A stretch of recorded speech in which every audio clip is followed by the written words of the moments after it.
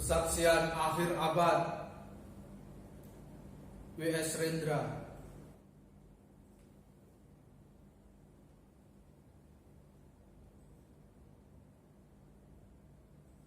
Ratap tangis menerpa pintu kalbuku.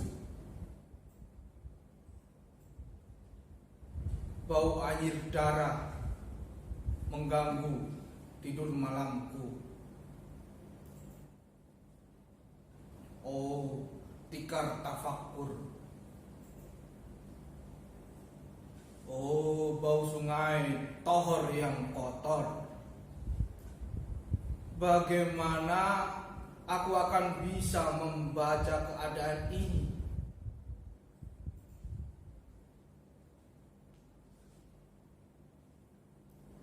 Di atas atap kesepian nalar pikiran yang digalaukan oleh lampu-lampu kota yang bertengkar dengan malam, aku menyerukan namamu.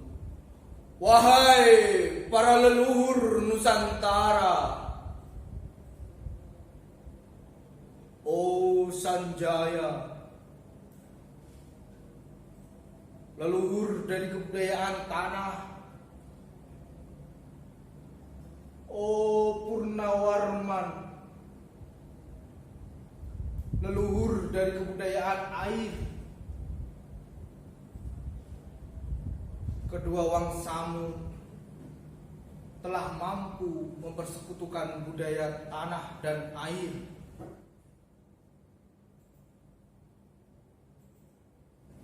Oh Resi Kuturan, oh Resi Nirarte, empu-empu tampan yang penuh kedamaian, telah kamu ajarkan tatanan hidup yang aneka dan sejahtera yang dijaga oleh Dewan Hukum Adat. Oh, bagaimana aku bisa mengerti bahasa bising dari bangsaku kini?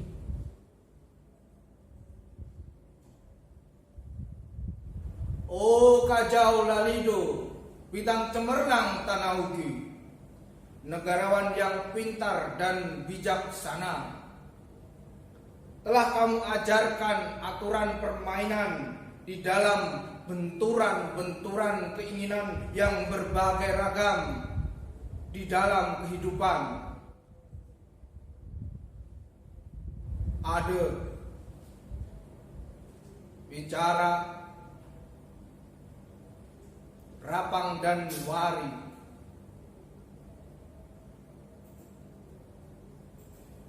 Oh lihatlah wajah-wajah berdarah dan rahim yang diperkosa muncul dari puing-puing tatanan hidup yang porak-poranda.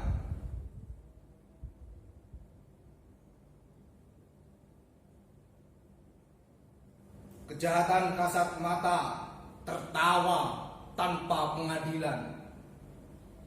Kekuasaan kekerasan berak dan berdahak di atas bendera kebangsaan.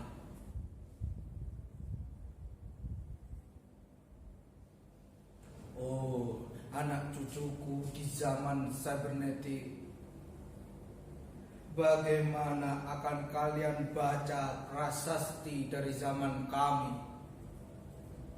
Apakah kami akan mampu menjadi ilham kesimpulan, ataukah kami justru menjadi masalah di dalam kehidupan?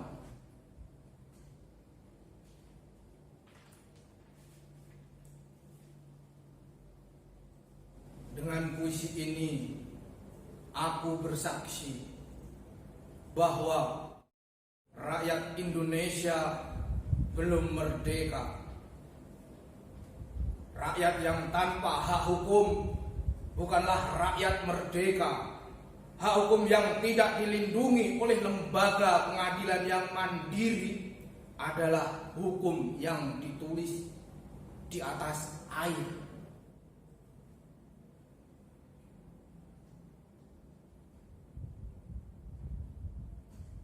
Bagaimana rakyat rakyat bisa merdeka bila polisi menjadi aparat pemerintah dan tidak menjadi aparat hukum yang melindungi hak warga negara.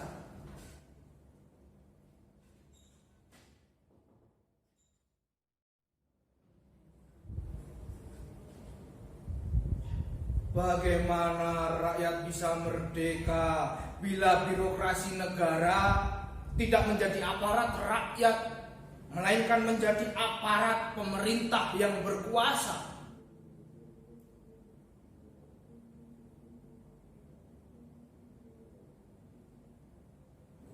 Bagaimana rakyat bisa merdeka bila hak pilih mereka dipasung, tidak boleh memilih secara langsung wakil-wakil mereka di Dewan Perwakilan, dan juga tidak boleh memilih secara langsung camat mereka, bupati, wali kota, gubernur, dan presiden mereka.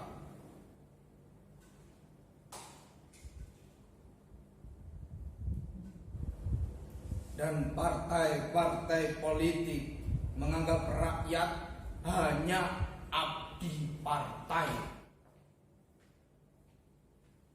yang dinamakan masa politik partai, kaula partai, atau hamba partai.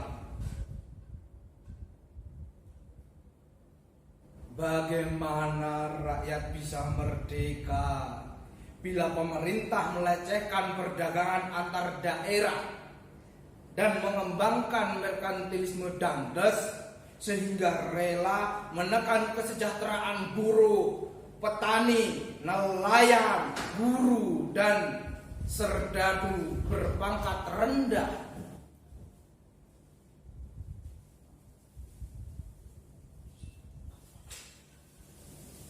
Bagaimana rakyat bisa merdeka bila provinsi-provinsi sekadar menjadi tanah jajahan pemerintah pusat,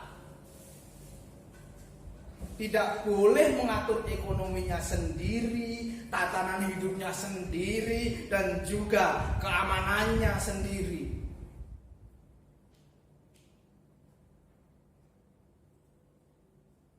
Ayam, serigala, macan, ataupun gajah, semuanya peka pada wilayahnya.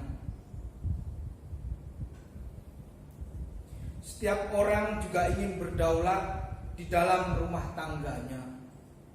Setiap penduduk ingin berdaulat di dalam kampungnya, dan kehidupan berbangsa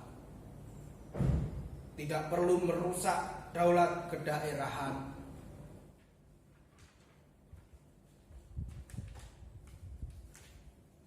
Hasrat berbangsa adalah naluri rakyat untuk menjalin ikatan daya cipta antar suku yang penuh keanekaan kehidupan dan memaklumkan wilayah pergaulan yang lebih luas untuk merdeka bersama.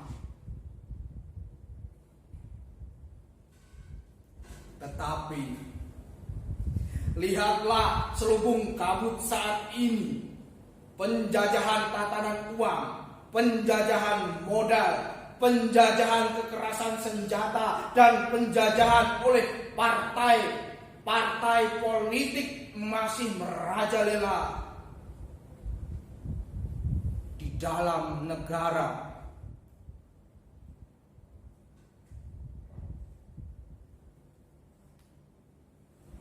Dengan puisi ini aku bersaksi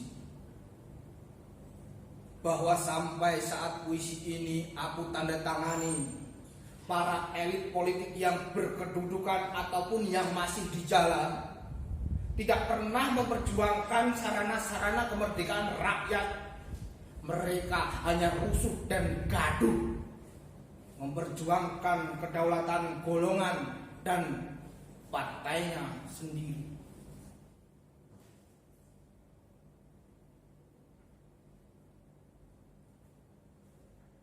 Mereka hanya bergulat untuk posisinya sendiri. Mereka tidak peduli pada posisi rakyat, tidak peduli pada posisi hukum, tidak peduli pada posisi polisi ataupun posisi birokrasi. Dengan picik mereka akan mendaur ulang malapetaka bangsa dan negara yang telah terjadi.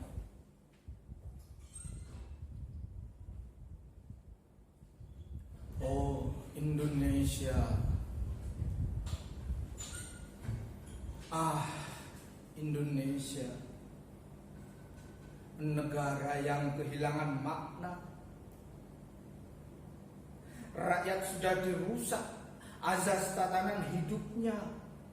Berarti sudah dirusak dasar peradabannya. Dan akibatnya dirusak pula kemanusiaannya.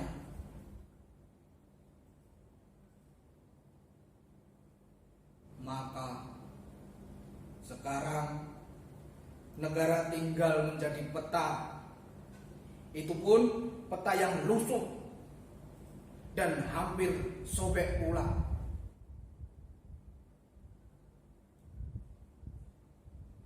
Pendangkalan kehidupan bangsa telah terjadi. Tata nilai rancu, dusta, pencurian, penjarahan, dan kekerasan halal. Manusia sekadar semak belukar yang gampang dikacau dan dibakar. Paket-paket pikiran murah dijajakan. Penalaran amarah yang salah mendorong rakyat terpecah belah.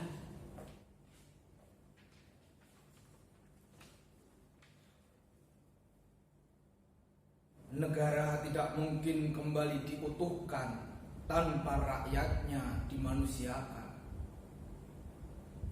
Dan manusia tak mungkin menjadi manusia tanpa dihidupkan hati nuraninya. Hati nurani adalah hakim adil untuk diri kita sendiri. Hati nurani adalah sendi dari kesadaran akan kemerdekaan pribadi. Dengan puisi ini, aku bersaksi bahwa hati nurani itu meski dibakar tidak bisa menjadi abu.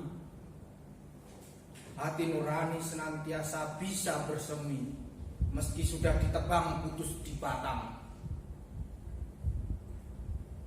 Begitulah fitrah manusia, ciptaan Tuhan yang Maha Esa.